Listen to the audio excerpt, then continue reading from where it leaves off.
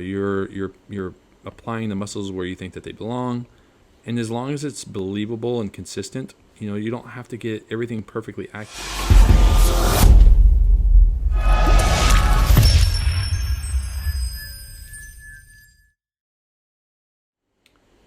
Hello and welcome back. Here we go. We're just going to dive into this. So the objective here is to draw Spider-Man in a quick, dynamic pose. So when I'm drawing Spider-Man, and what I'm thinking in my mind is, I almost want to make him a little creepy in a way, like almost, he's a Spider-Man, so you have to make him kind of bug-like in a way, right? And that's always been my way of drawing him. I don't like this arm here popping out like that, so I'm going to change that. This arm, I'm going to pop over here, and I'm going to give him kind of a hand shaped like that.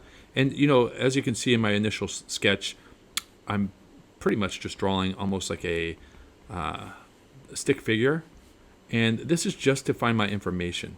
So we got the upper chest here, and then we come down, we curve, and we're putting in the pelvis area, and then we're trying to figure out, okay, where does this leg go? So I'm imagining that this is his leg closest to us, so his left leg, and I'm just going to bring that forward and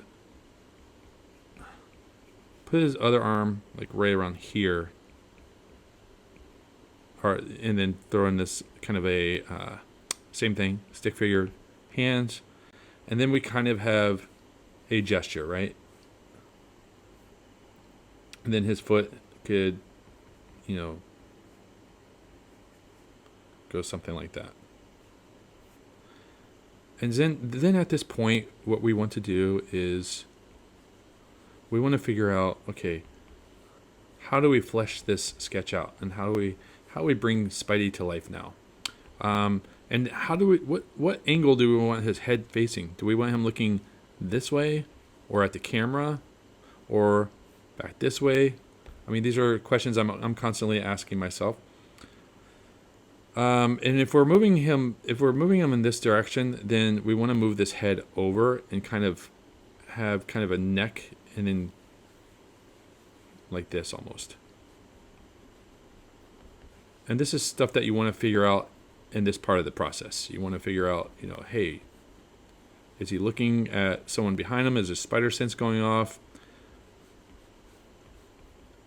And so now I think I have enough information to work with, and I think I'm going to have him looking this way. So what I'll do is I'll go ahead and lower the opacity, which is basically the equivalent of, if you're using traditional paper and pencil, this is just basically, erasing and then redrawing lightly. So now what we'll do is we'll go ahead and capture some of the shapes. And so I'll start with the head in this case. Now I don't always start with the head. There's sometimes where I'll start with the upper chest or whatever. And then now that I'm getting this head shape in, what I'll do is I'll have a neck here, kind of twisting and turning towards this direction. I'll put in his eye shape here, which I can always change later. And then I'll go ahead and pull this shoulder up. And I'm still keeping my shapes simplified, but I'm just tightening up slightly, right? Not too much. And then I know that, we're paying attention to shapes. So we know that this shape here is kind of his his upper chest. And then it connects to his shoulder. And then we have this arm coming out. So I'm just using basic shapes at this stage. And then over here, I'll start with his fingers, and I'll start fleshing them out somewhat, give them a little bit more meatiness to them. And then drawing his thumb. And then I like to, especially with Spidey, I like to kind of bend at the wrist here. And just gives him that more of a arachnid kind of you know, creepy but agile look. And then same thing over here. Now I'll create a cylinder coming this way, and it will connect with this hand. Now for the hand, I'm just finding the basic shapes. So I have almost a spherical shape, and then I'll connect another circle inside, which would represent his thumb. And then I would come up here and just start fleshing out these fingers just like I did with the other hand. So now I kind of have this upper body down, and then I'm going to go ahead and create a elongated torso here and connect. And again, we're just using shapes, right? So we have this pelvis region here, and then it's going to connect to his leg closest to us. And just keep everything very simple, and don't overthink this too much. And then what I'll do is I'll just start putting in some musculature here, but not too much. And if you guys need some help with anatomy, check out my courses on either Udemy, Gumroad, or Skillshare. I have one that I just launched, which is how to draw simplified superhero anatomy. It's a good one. I put a lot of work into it. I think it's 8.5 hours of video content, and done over the course of like 30 to 35 videos. I forget how many exactly. But anyway, so here what I'll do is I'll work on this back leg here, and you'll see that I curve this leg this way, and then I'll imagine his knee here, and then I'll just do another shape like this, and it's smaller apparently, right, than his foreleg here, this one that's closest to us, the foreground. And then I'm actually shortening it. Before I had it a little extended, but now I'm just going to shorten it like this, and then just kind of give myself a foot shape. It doesn't have to be perfect, because I can come back and add more to this. So there we have it. We have a Spider-Man shape. Now at this point I would kind of take a little breather and look at my art and think, okay, is this a convincing enough pose for me? Is this something that I will be satisfied if I were to dive in and tackle the finished work? So it's okay. I think I can improve upon it. There's a few things that I like and a few things I don't like. So what I'm going to do now is just start altering this part here. I think that his upper body is a little too barrel shaped, so I'm going to go ahead and thin that out. And this is the perfect stage to do this in, because we haven't really committed to too much, and we're still kind of defining the mood and the attitude and the gesture and all that of the character that we're drawing. So then at this point you can just start imagining like, oh, he's got a spidey sense on, just put these little markers here. And I say this very often, most of the stuff that you're putting on your paper or tablet is going to be information. It's data that you're going to use throughout the course of your sketch. So I say put down as much as you can, because you can always erase it later, right? Okay, so that's why I putting these little spidey sense, little gestures here, these little marks, and it just tells my mind, hey, he's kind of shocked. Someone's coming behind him, and maybe I can even do a part 2 where I have some creature over here coming at him, whatever. So anyway, at this stage, we're going to do the same thing. We're going to erase it or lower the opacity, and then we can get rid of this one. And then now this is the cleanup phase. This is the final phase.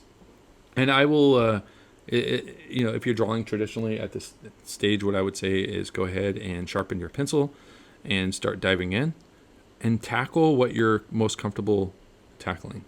So I like to start with the head. I feel like once I get this head in, it's going to just kind of pave the way for the rest of the sketch. Now I might change his head shape a little bit, make him look a little thinner, give him a more angular jaw. And this is just more of a stylistic thing. It's not a necessity, but I tend to, alter things and stylize as I'm drawing a lot. It's just the way I've taught myself. And I like to include as much details as I can. I'm a detail guy. So I like, some people are very minimalistic when they draw, and I really like that style too. It just doesn't work for me. I really like to add in some details and just, maybe it's just the artists I was influenced by growing up, and I just that's just my method.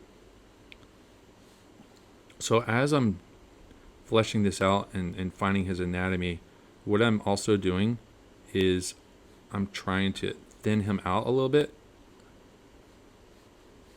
and then I'll pop in this shoulder. Now remember, a lot of this costume and all these features are going to be covered with his costume with webbing and stuff like that, so you don't have to get too detailed at this stage, because we can just come back and add his webbing and all the details of his costume. So it's not that's the cool thing about Spidey is, less is more with him, because he's got a very, I think, very easy, simplistic costume, and which means that you can leave out a lot of the elements of the muscles. Like I like to draw the muscles in the legs because this is your selling point. You're trying to sell that he's strong, and then his arms too. You can add some his biceps here, and then I'll pop in a little tricep behind. And then, boom. And then I'll come over here. Let's increase this a little bit here. What's our time? We are running at 15 minutes, pretty long. Maybe I'll do a part 2 to this. I hate to keep your attention for this long. I know with this day and age, attention spans are far and few to come by. Let's see. So basic hand, and the cool thing about Spider-Man's hands is you don't have to get them perfect, because we're going to draw all these rings on the costume elements, which are going to kind of create a hand shape for us. And it makes it really easy with Spider-Man. It's almost feels like cheating. And we'll pop over here and we'll do the same thing. So we know that his hand's shaped like this, and we have this thumb here popping out, and I'll do just capturing the shapes, right? Then I'll pop in this one, this finger, pop over here.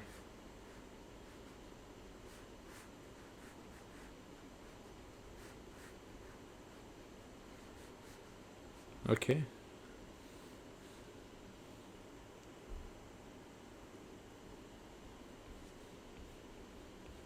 All right.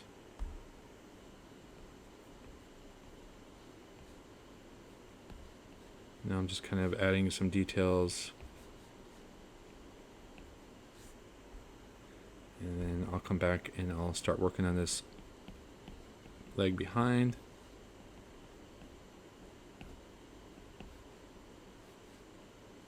And just adding some muscles. Now, realistically, we can actually shade this leg in for the most part. But I like to add the muscles on his legs, because with Spider-Man, I think he looks really cool when you add some musculature to him. A couple things with feet, if you haven't taken my anatomy course, is you got to remember that, here's an ankle, right? And then we're kind of curving this downwards. And then this is the outside foot. This is his left foot. So the curve is going to go inward like this. And then up here, it's almost like a wedge. And then we're going to shape it. And pop this heel in. I like to add these, on the final sketch, we don't have to keep all these lines in, but for the sake of my mind's eye and showing myself where all these muscles fall, I like to add these little lines in between connecting, and just imagine that, you're the creator of this character. You're the maker. So you're applying the muscles where you think that they belong. And as long as it's believable and consistent, you don't have to get everything perfectly accurate. One of the things I emphasize with my class is, we don't learn the names of, the Latin names in terms of the muscles. What I focus on is the general shapes. Because when you're an artist and you're trying to put down something, you really want to focus on the shapes and not really slow yourself down with the terminologies and like, oh, wait, does this muscle belong here, or what's the name of this one? As long as you know the general rules of contraction, when your muscles contract and when they elongate, it'll show through. Your art will look just fine. Okay, so I think what we're going to do is stop here because we're running at 18 minutes, and I'll create a part 2 to this, and we'll come back and we'll finish it up. How about that? All right, I'll see you in the next one.